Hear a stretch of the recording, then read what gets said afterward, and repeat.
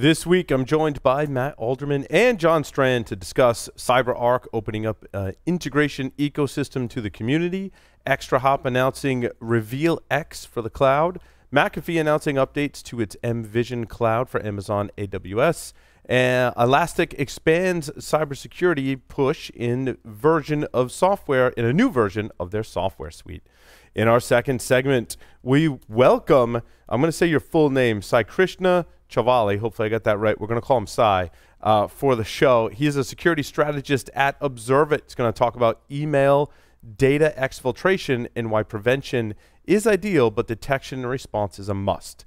In our final segment, we welcome Britta Glade, the Director of Content and Curation at the RSA Conference, and Linda Gray, the Director and Chief Operations Officer for RSA Sec APJ, to discuss what's new this year at the RSA Conference in APJ. All that and more on this episode of Enterprise Security Weekly. This is Security Weekly, for security professionals, by security professionals. Broadcasting live from G-Unit Studios in Rhode Island, it's the show where we talk security vendors and aren't afraid to name names. It's Enterprise Security Weekly. Prevention-based tools leave you blind to threats inside your network. By adding network traffic analysis to your SOC, you can find and stop attackers before they make their move. ExtraHop provides complete visibility at enterprise scale. Detect threats 95% faster with machine learning that helps Tier 1 analysts perform like seasoned threat hunters. Visit extrahop.com/Security Weekly to learn why the SANS Institute calls ExtraHop fast and amazingly thorough. That's extrahop.com/Security Weekly. Networks are becoming increasingly complex and fragmented, and digital transformation and DevOps are driving an explosion in network connectivity changes. With each new network connection, cyber attackers may gain another opening to breach or traverse the network. At Tufin, they've pioneered a policy-based approach to network security management using automation and analytics. As a result, you can make network changes in minutes instead of days, reliably and securely. To learn more about Tufin, the security policy company, go to securityweekly.com/Tufin and sign up for a free evaluation. By the end of 2020, 99% of exploited vulnerabilities will be publicly disclosed and known to IT system admins. The consequences of that fact means the burglar will already be in your house because you left the front door wide open by failing to patch known vulnerabilities. How can you keep the threat actors out? Through cloud-based automation, Automox enables you to slam the door on unpatched OS and third-party vulnerabilities across your entire Windows, Mac, and Linux infrastructure. Take advantage of a free trial with Automox to not only see the vulnerability status of your infrastructure, but do something about it within minutes. Start automating the fundamentals of cyber hygiene at securityweekly.com/Automox. That's securityweekly.com/Automox. Welcome to Enterprise Security Weekly, episode 143 for June 26th, 2019. I'm your host, Paul Asadorian, joined in studio by Mr. Matt Alderman. Welcome, Matt. Thank you, thank you, thank you. Nice to have you here. On the lines remotely, Mr. John Strand is here with us. John, welcome. Very good to be back. And joining us for the news segment, Sai from Observit is here with us. Sai, welcome. Thank you. Thank you. Excited to be here. I'm going to talk about some email protections coming up in just a bit with Sai. So first, a couple of announcements. Register for our upcoming webcast with SaltStack, Viavi Solutions, and ISC Squared. See, I knew we did the domain tools one already. We already did it. It was in the announcements yesterday, and I was like, wait, we did that one already. That one's on the on-demand site, securityweekly.com/on-demand. That one was really interesting, especially if you're a packet nerd. What is it, Cap Tipper? John, have you used Cap Tipper before? No, what's that do? Awesome. It takes in PCAPs and lets you parse all of the data, and then when you find a file inside of your PCAP, you just enter a command and it goes and cross-references it with VirusTotal. It's really awesome. Really awesome. Oh, very that cool. full demonstration was given in that webcast. So you should sign. Nice. Stuff like that comes out on our webcast, so you should definitely sign up for them at securityweekly.com/webcasts. Are there any more? Well, they can also see that one on the on-demand. The domain tools one is on demand. The on-demand. SaltStack, I'm super excited about SaltStack because the way they do configuration management is so awesome. I mean, there's a story in here that's kind of related to what we're going to cover tomorrow with SaltStack on automating the remediation on the configuration side. Right. I guess it's our backgrounds at Tenable when we had a lot of that config Kind of checking leans Well, to I that. built the policy compliance module Yeah, at Qualys I too, don't so know why I more know a little config. I don't know why more people aren't more excited about that, but in any case, you should sign up for it. Now, the security news. Where did we want to start? You want Cisco would be a good one. Just jump in. yeah, with Duo. Yep. Out of the box multi-factor authentication for Amazon Web Services. What I thought was interesting here was you can tie the authentication and MFA to your AWS directory service, and that can then be tied to an Active Directory connector.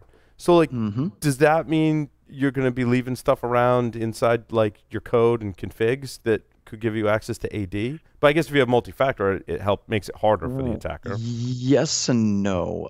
So one of the things that we're talking about with a lot of people lately is if you're going to use multi-factor authentication, two quick things. One, we need to make sure that user ID and password enumeration is still off the table. As you know, the classic example is OA. You can enumerate user IDs, you can enumerate passwords. You can't get in because you're running multi-factor, but you can find another service that just accepts user IDs and passwords. Right. So that's absolutely huge that it looks at it that way. And this also gets into a problem with almost anything that ties all the way back into Active Directory, opens up that capability of user ID and password enumeration. So whenever I tell people, make sure that the OWASP top 10 is still adhered to, that I can enumerate user IDs and passwords, number one. Number two, if you're going to enable multi-factor authentication, make damn sure it's enabled everywhere. Don't just put it in one particular login portal, make sure it's set up everywhere. And I think with AWS directory services, and then being able to tie that into Duo, Amazon and Microsoft, to a lesser extent Microsoft, are working their best to make sure that this is something that is able to be implemented consistently across an environment, not just only available for a handful of applications. And that comes down to configuration management, which which comes up in gonna like talk about this 4 afternoon. stories down the line. Yeah. right. Well, so my guess is this is great for existing Duo customers who are also in AWS, and now they can deploy their Duo multi-factor authentication across their entire suite, which includes AWS. But if you're just doing this in AWS and weren't doing it elsewhere, then to your point, John, right, there might be some issues. Yeah, absolutely. And I think that we're going to see a lot more press releases from Duo in this particular realm, where they're finding places that they haven't completely hooked into yet and trying to shore up all those, like, you know, like leaky points of a network that don't have the two-factor authentication enabled. So, John, I have a quick question for you. I haven't seen this yet, but maybe you have. Do we see Cisco going after a broader identity play with Duo in the portfolio? Do we expect to see other things from Cisco on the identity side, or is it just kind of what they're doing with Duo and that's enough? From what I've heard, and I don't know if this is true, from what I've heard, they bought Duo, brought them in, and they're kind of leaving them the hell alone. And they're trying their best to just let Duo do what Duo did to be successful. Don't go in and try to mess it up. Try to incorporate it into as many Cisco products as possible. But to be honest, whenever you're looking at MFA, Duo is the company, right? I mean, they have the best integrations. They're cleaner to work with. They're just an amazing team. So just get the hell out of their way and let them do their jobs, and everything's going to be just fine. So the answer to that question is absolutely. Cisco is definitely going to be making more of a play on this, but they're going to let the Duo team do what the Duo team does best, hopefully. Yeah, I saw them touted as more of an IT company. Go ahead, Sai. I also think with Duo, one of the biggest things any company looks for is getting into the biggest of enterprises. And shoring up these small little things such that a enterprise that isn't completely Amazon or Microsoft Azure based and still has many legacy systems just helps them. And that's where Cisco can kind of speed up their roadmap if I was putting my product manager's hat on. Well, they can speed up their sales because Cisco's in every enterprise account, right? So by bringing Duo in and now solving the multi-factor authentication for the enterprise, they've opened up a lot for the Duo team to continue to execute. If Cisco gives them some investment dollars behind the scenes, then Duo could be driving a broader identity strategy at Cisco somewhere down the line. And it's technology that actually works, and like John said, is backed by a really awesome team. Whereas in the past, I remember sitting, being the security guy on the network team, right, and being a big Cisco customer. There'd be meetings all the time, like every quarter or so, where they'd come in and be like, "Oh yeah, we just bought this security company, we just bought this thing, and we want you to check it out." And then you talk to your peers or God forbid test it out, and for the most part, I mean, it was pretty crappy. Well, but that was also back in the day. Remember, Cisco's approach was buying these companies and then not really continuing to invest in them. How was that IDS? Cisco Mars. I can't remember what the company was. Mars. That they bought. It was NetRanger before that. I think that was an acquisition. Yeah. And those were acquisitions, and they just basically bought these, treated them immediately as cash cows, and then they just died. I don't think that's the way Cisco is actually working right now. If you look at Cisco AMP, you look at Duo, I think that they're doing a lot better than that. So what's new in this Qualys cloud platform? A couple things I pulled out. They made some updates to their out-of-band configuration assessment. Again, back to configuration. There was a feature added after I left to allow you to grab configurations and assess them offline, so you didn't need to be online and do the scan. So they made some updates there. The more interesting ones to me are more on the dynamic side. Their web app scanner. The crawling is always been a challenge with a DAST, right? Yes. If you don't have a good crawler, you're not hitting pages, and therefore you're not testing the full application. So enhancements to the crawlers have always been a challenge. My guess there is they're probably implementing some of the more advanced features in Selenium, which seems to be the way. Like whenever I'm reading and like people get stuck crawling or accessing a website, they're like, just use Selenium. And in Selenium, you can invoke a full browser that's up in a VM. And if I were Qualys, I'd totally be building any web app scanner. I'd be building that into my cloud. So Mike Shima, who hosts Application Security Weekly, built the original web app scanner for Qualys. Oh, right. And we did integrate pieces of Selenium in for authentication support. It's come a long way since then. So that could be what they're doing here. And some reporting, some other stuff. On the VM side, I think the only thing interesting was include and exclude filters in their dashboard for their trending stuff. Interesting. But where I saw most enhancements was in the web app scanning module. I'll just add, to just take you kind of behind the curtains on some of the things on the web app side. Kind of users nowadays they're no longer willing to wait hours, even forget hours, even days.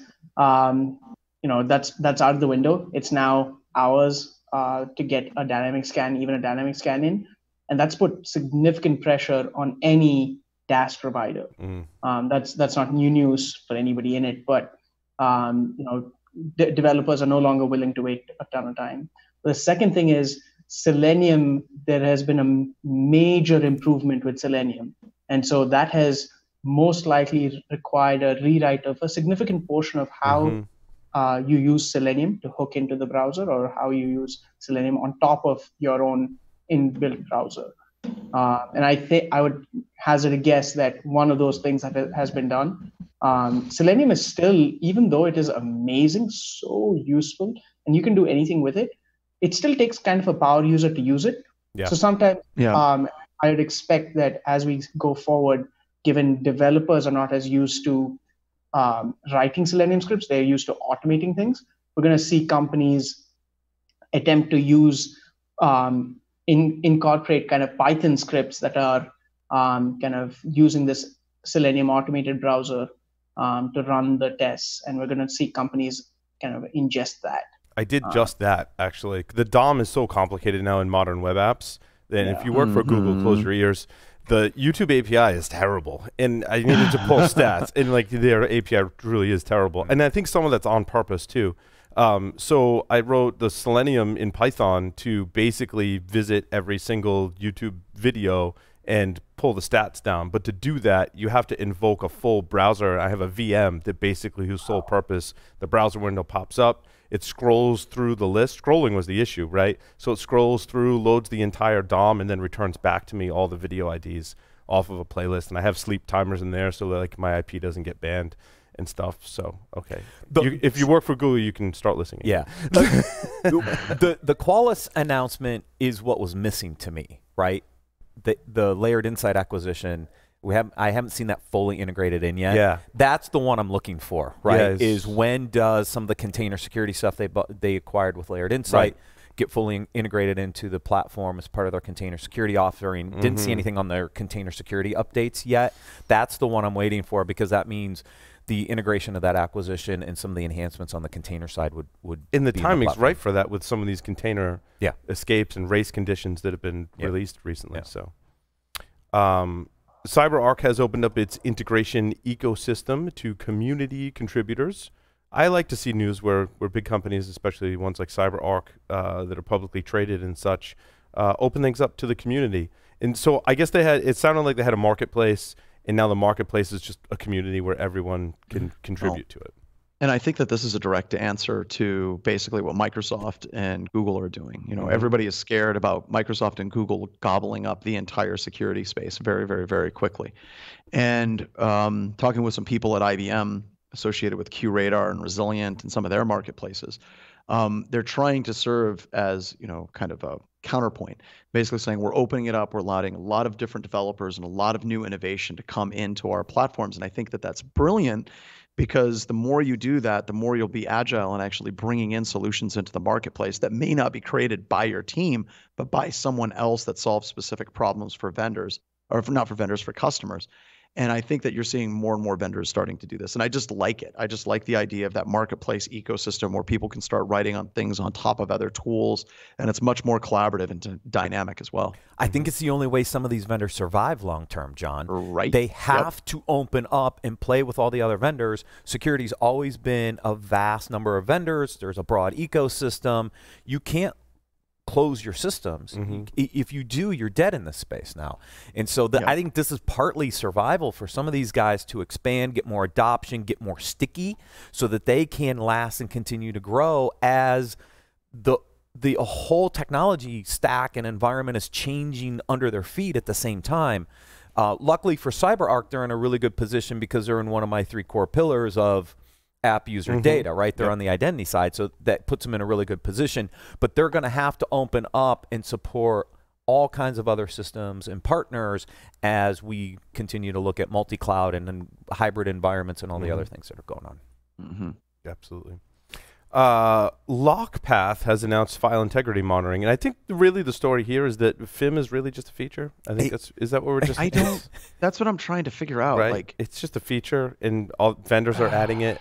Yeah. You know. So we talked about this on a webcast. We had a we did webcast about on it, this, right? Logarithm, right, has a FIM feature. Look, in the early days, it was Tripwire. Tripwire was the FIM, right? Everybody used Tripwire's file integrity monitoring. Tripwire went through a series of acquisitions and changes and stuff, and everybody saw a gap, but nobody really resurfaced as a straightforward FIM vendor to replace Tripwire. So what you started to see was other vendors. Qualys added FIM. Logarithm added FIM. Yeah. Now you have Tenable LockPath adding FIM. Tenable has some FIM in Some, there. not as robust as some of these other guys, but yes. But now, how much of FIM has been killed by EDR? I mean, honestly, like if you're running Symantec McAfee EDR, you're running Carbon Black, you're running Cylance, almost all of these products, whenever you have a compromise, you can say this process spawned this file was started by this service reached out. We're getting that from our EDR solutions. So you're getting that on the endpoint, but in the container space, I was going to go to the container space. Capsulate. I mean, it's really you capsulate like a vendor that provides some level of container or Linux security. They're including FIM as a feature, right? And so to your point, John, it's basically like EDR for containers or servers, right? It's the same thing, but it has basically replaced. Now, in this particular announcement, LockPath is a GRC. So FIM is still a big compliance component, right? So they're adding it as a feature probably to add more robust capabilities to the compliance side of their GRC platform. Qualys had the agent. They added it as a feature to augment all the other things they were doing. Logarithm added it because it helped with forensics data to support the SIM and all the SOAR stuff that they're doing, right? So people are doing it, John, strategically to enhance their offerings, to make their offerings more sticky without maybe needing to move to a full-blown EDR. I don't know how well EDRs do when it comes to the integrity changes to the file itself. I get the point where I can see a process spawn, access a file does something, but are the EDRs also focused on the integrity of those files at the same time? No, you can actually see it touch it, but then again, I come back to a lot of attackers don't care. I mean, a tremendous amount of malware that's actually hitting environments is fileless. It's going to load itself directly into I should put that in quotes, fileless, but it's going to load it and inject it directly into memory. The basic point is the attackers have moved on. The other point, and I love the idea, it's a feature that's baked into other products for specific niche areas, and that's great. But if you're an organization that's like, we need file integrity monitoring for all of our Windows and Linux systems and all of our workstations, that is about 10 years late. I know someone's going to send me hate mail. No, but here's why it's 10 years late. It's because it's in a 10-year-old regulatory requirement that people still have to comply with. So part of it is the regulation that put FIM in place in the first place, PCI, Jeff Mann, you scream at me now. But that's why everybody's still doing it, John, is because it's in PCI. It's a requirement. No, not everybody is doing it. Because remember, anytime you're setting up compliance, there's certain points where you're not going to be in compliance. You're just going to take an exception. And this is a great place to just take a knee, take an exception on this one.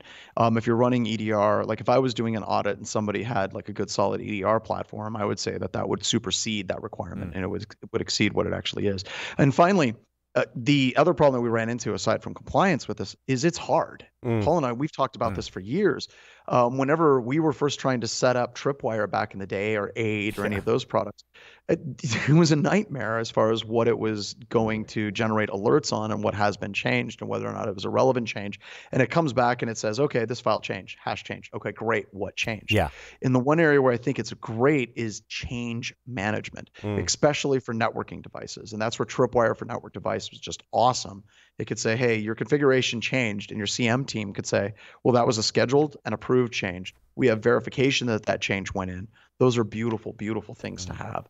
But on the endpoint or servers, it's like, take it or leave it. So I built the early FIM capabilities in the policy compliance, and you're right, it's pain in the butt. Here's how we did it, right? You went out, you scanned a directory or set of files, you grabbed the hashes, and then on the subsequent scans, you compared the hashes to see if they changed. Okay, great. Basic file integrity monitoring file changed. Now what?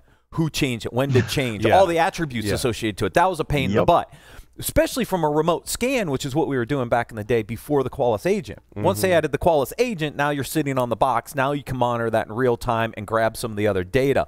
You're right, John. It's hard. And so if technologies have superseded FIM, I think it's time for some of the regulatory bodies to realize that as well.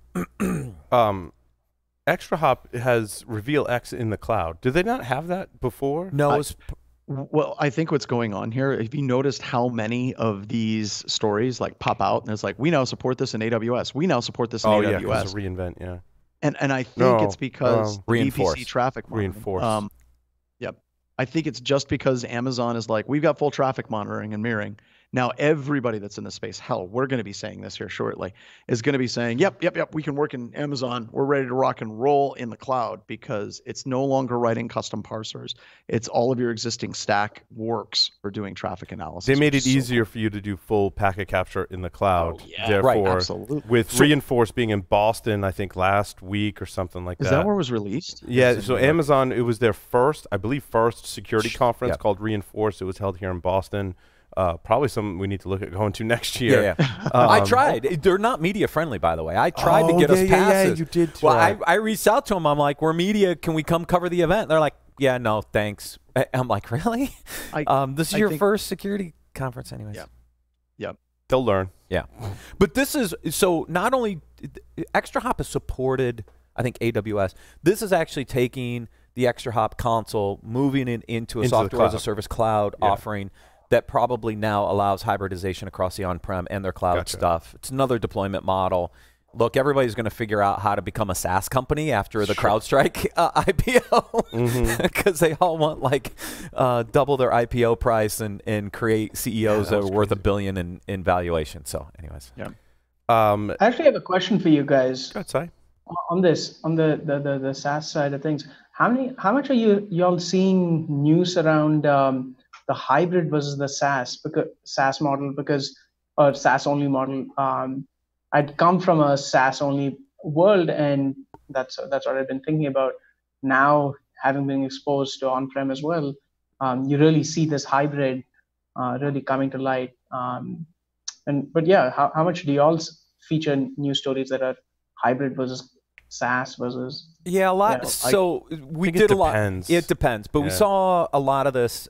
These are things Paul and I were doing when we were at Tenable, right? A lot of on-premise vendors, right, where they only have an on-premise version, are all trying to figure out how to get to the cloud.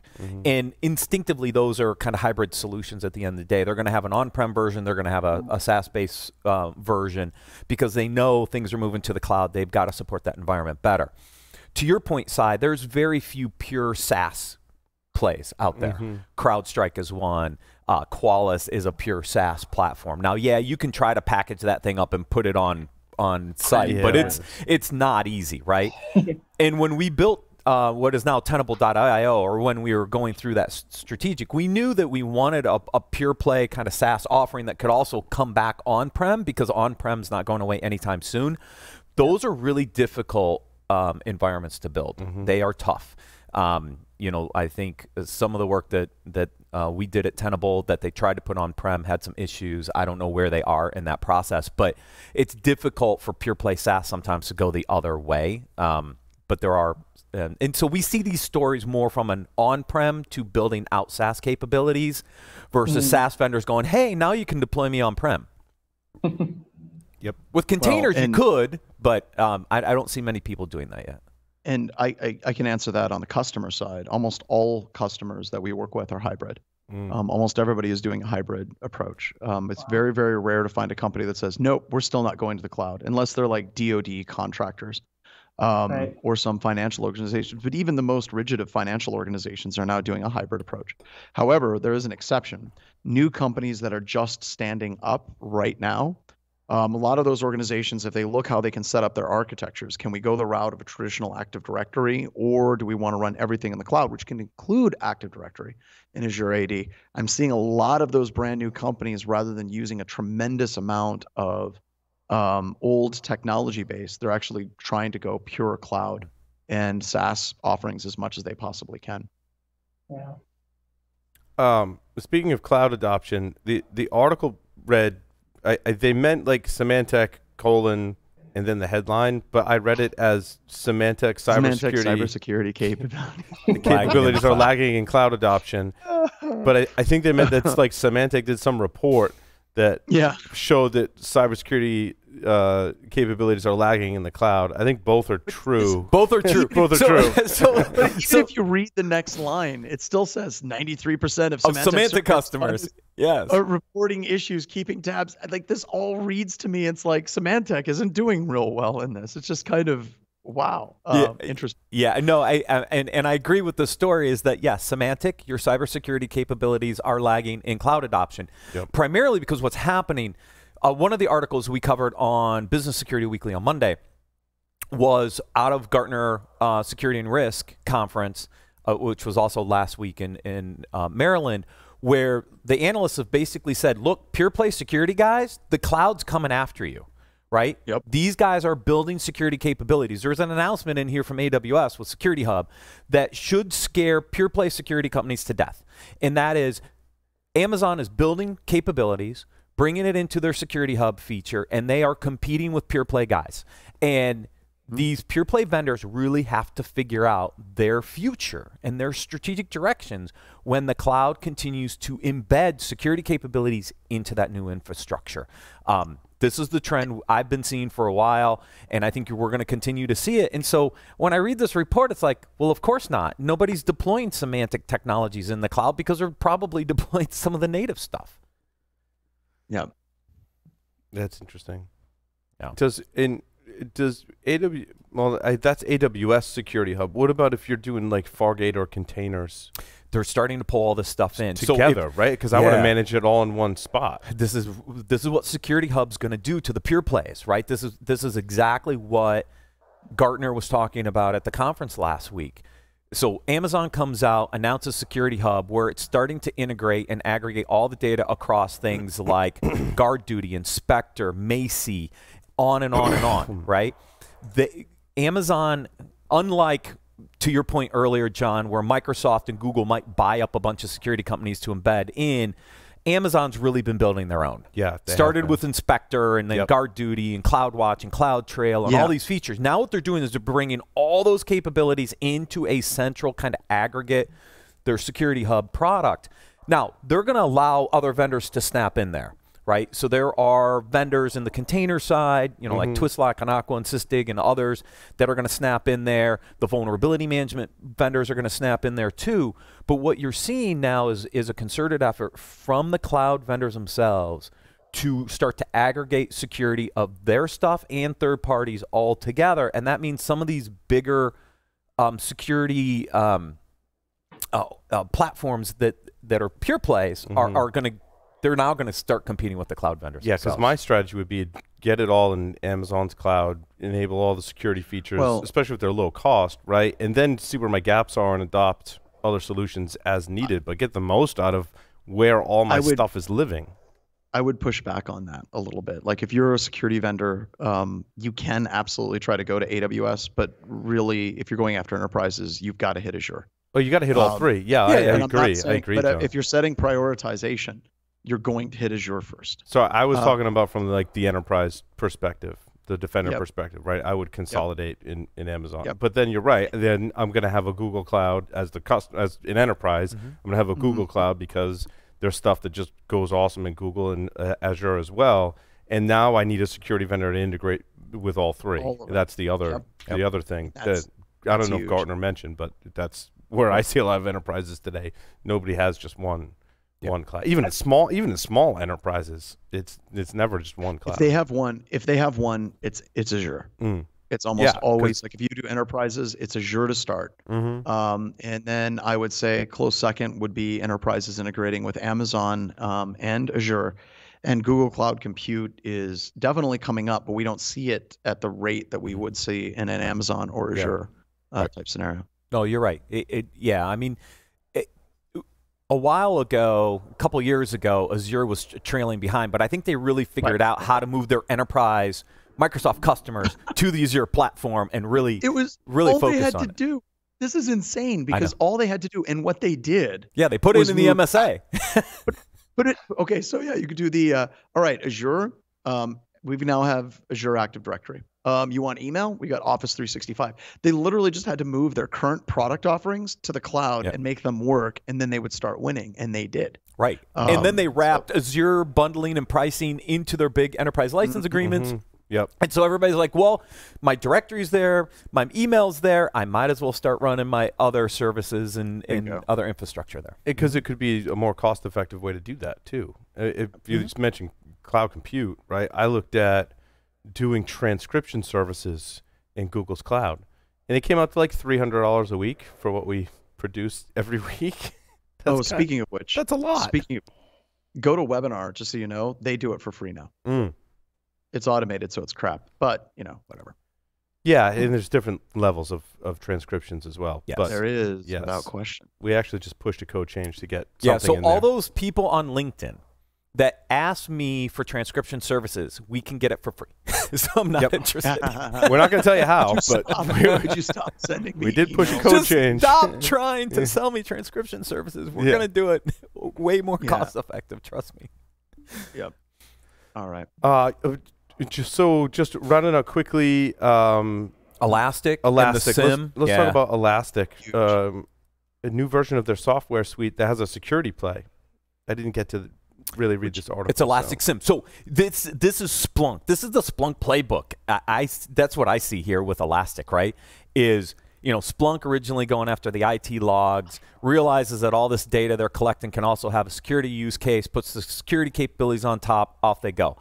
Elastic, highly scalable indexing service, collecting all this data, and they went, wait, we can build security products too.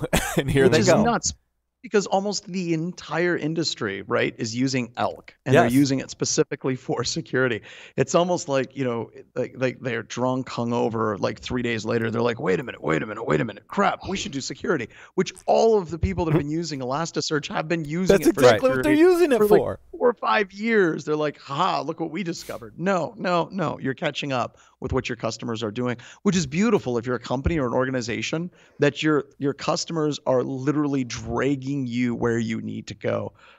which is a good thing for them all the way through. So we applaud them on that. No, agreed. And because you're right, John, everybody's rolling their own Elk stacks. Now you're going to get commercial support from Elastic to build some of these products. It makes it a lot easier for people to adopt, to roll out, etc.